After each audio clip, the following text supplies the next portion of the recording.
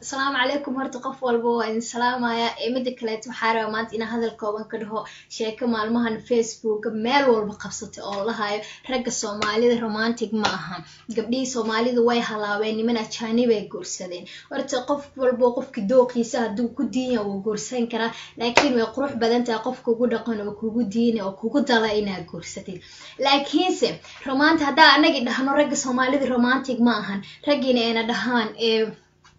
gabdhihii way halaaween ajaanib ay gursadeen oo saas la isku eeday aflagaada social media la isku dhaafsado ma qurux badna laakiin calashan cilada halkee ka jirtaa ani ma dhahay rag Soomaalida romantic ma ahan waayo aabaheeya rag Soomaalida ku jiro walaalkeeya ku jiro ay soo sheeg bir qofkeega ku jiri kara ma fahantay laakiin calashan cilada halkee ka jirtaa ee gabdhaha Soomaalida ay ajaanibta u cararay macnaha ajaanibta romantic ay yihiin kuma san dhalan laakiin waa la baray qof romantic nimada iyo nolosha aqoonteeda ku dhashta ma jirto qof walba waa la baray sidee loo baray sidee macnaha rag kale tii ajaanibta way ay romantic u noqdeen rag Soomaalida ay u noqon waayeen ani hada fikrada Sweden fikrad ay soo baxday waxay tahay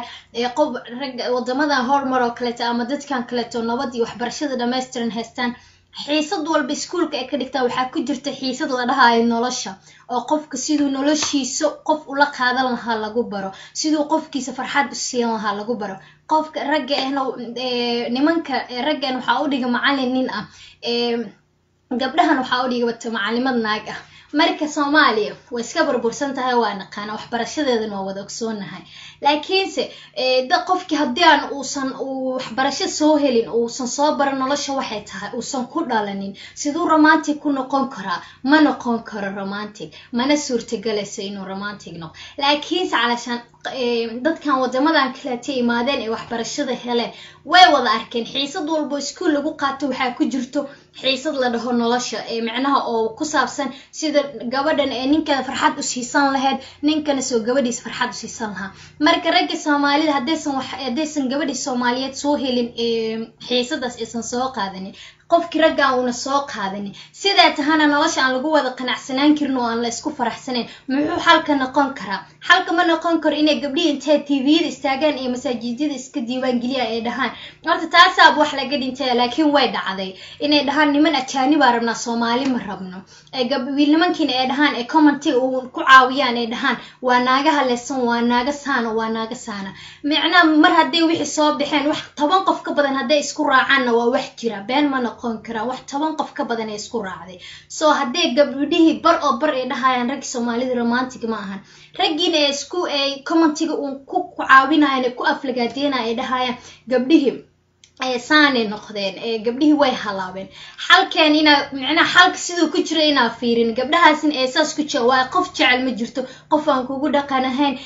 horta diin waa muhiim laakiin qof aan kugu dhaqanayn oo kugu luqadeen oo bir sidoo kugu noqon doon aadan ogeen caruurtaada birise ka noqon doonta aadan ogeen horta ma qurux badna inaad guursatid laakiin danta ku kaliftay idinkana maxaa macna sabab u ah in la aflagaadeeyo wali ma arkin wiil Soomaaliyeed oo TV inta soo istaaga dhahayo gabadha Soomaaliyeed romantic ma ahan waxay kaaga muuqda anaga waxbarasho helin hadana inaad dadaalno oo macna